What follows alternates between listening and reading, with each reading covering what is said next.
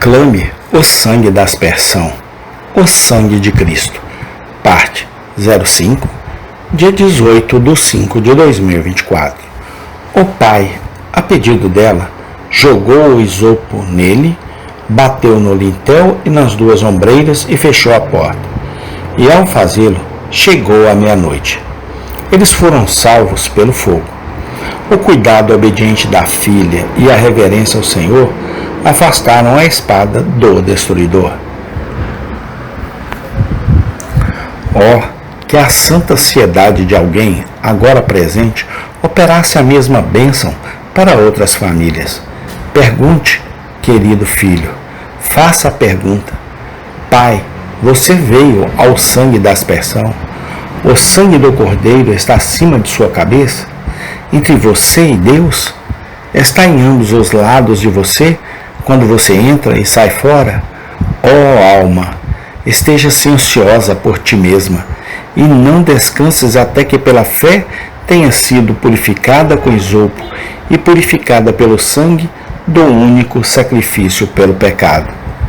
3. A última parte do nosso assunto é esta. E então, de acordo com o nosso texto, o sangue de Jesus é a voz da nova dispensação. É o sangue que fala, e fala coisas melhores do que o sangue de Abel. Qual é então o nosso dever? Como o apóstolo expressa nossa obrigação? Cuidado, não rejeiteis ao que fala. Eu teria um quarto de hora de uma conversa muito tranquila com você, sem emoção ou debate de sofisma. Empreste-me seus ouvidos, pois falo com todo o amor por suas almas. Quero, queridos amigos, leitores e ouvintes, que esta grande verdade da expiação, que tantas vezes prego, seja ouvido com justiça e não seja deixado entre o número de coisas esquecidas. Não recuse a voz de Jesus com fria indiferença. Deus se fez carne e habitou entre os homens, e, no devido tempo, tomou sobre si o nosso pecado e sofreu por ele em seu próprio corpo no madeiro, para que o pecado pudesse ser perdoado pelo sacrifício de si mesmo. Por sua morte na cruz, nosso Senhor fez expiação pelo pecado do homem, e aqueles que creem nele são libertados do mal e de suas consequências. O ponto principal é que Jesus morreu por nós, o justo pelos injustos. Seu sangue expiatório tem voz. Cuidado, não rejeiteis ao que fala.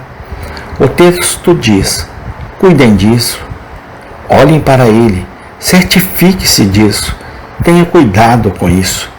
Não perca a salvação de seu Senhor por negligência, pois aquele que morre por negligenciar o remédio curativo perecerá tão certamente quanto aquele que se esfaqueia.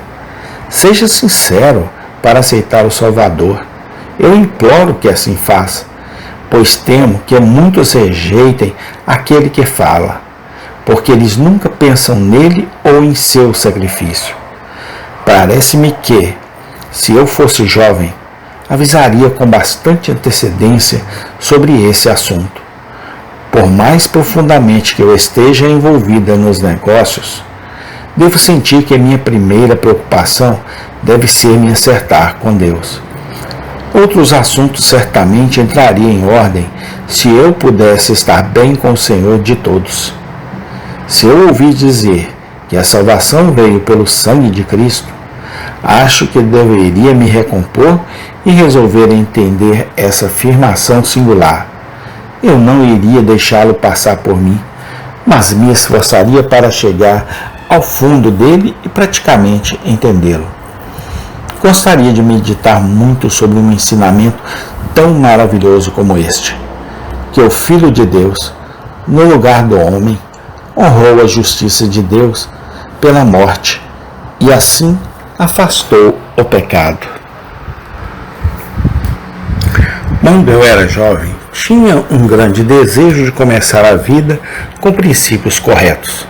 Ansiava por encontrar a libertação do pecado. Eu acordava com sono no verão para ler minha Bíblia e livros.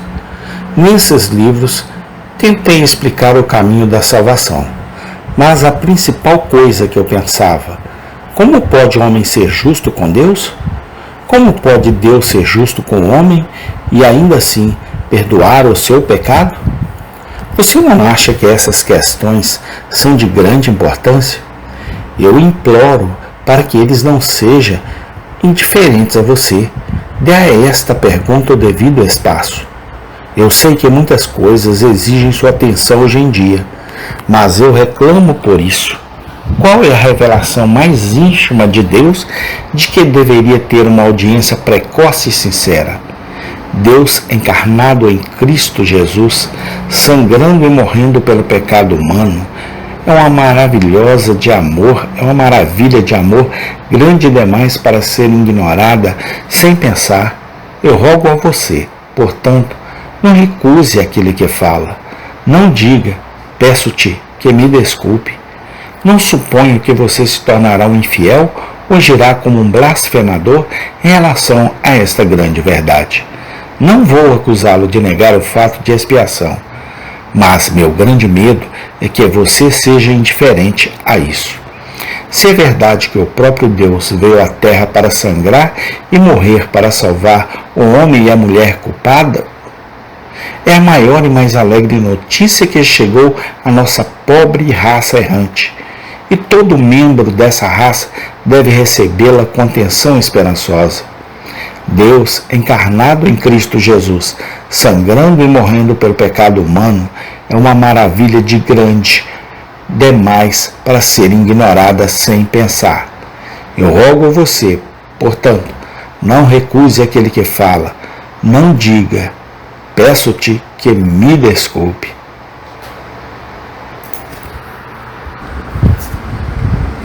Quando você resolver estudar a doutrina, não a aborde com preconceito ou mal entendido. Aqueles que odeiam o Evangelho de Cristo estão muito ocupados em caricaturar a doutrina da expiação. Eles afirmam que pregamos que Deus não era misericordioso por natureza, mas precisava ser apaziguado pelo sangue de seu próprio Filho. Eles nos acusam de dizer que Jesus, por sua morte, tornou Deus amoroso. Nós distintamente ensinamos exatamente o oposto dessa afirmação. O que dizemos é que Deus é infinitamente amoroso, que, de fato, Deus é amor, mas esse amor não o torna injusto ou profano. Para isso, a longo prazo, não seria amor. Deus é o juiz de toda a terra. Ele deve fazer o que é certo. O Senhor, como grande governador moral, se ele faz uma lei e ameaça uma penalidade, deve executar essa penalidade, ou então sua lei perderá sua autoridade. Se a pena ameaçada não for executada, há um reconhecimento tácito de que foi ameaçada por engano. Amém. Tem continuação. Louvado seja o teu santo nome, ó Deus, não somente hoje, mas para todo sempre. Nós te agradecemos por tudo, no nome do Senhor Jesus Cristo. Amém e amém.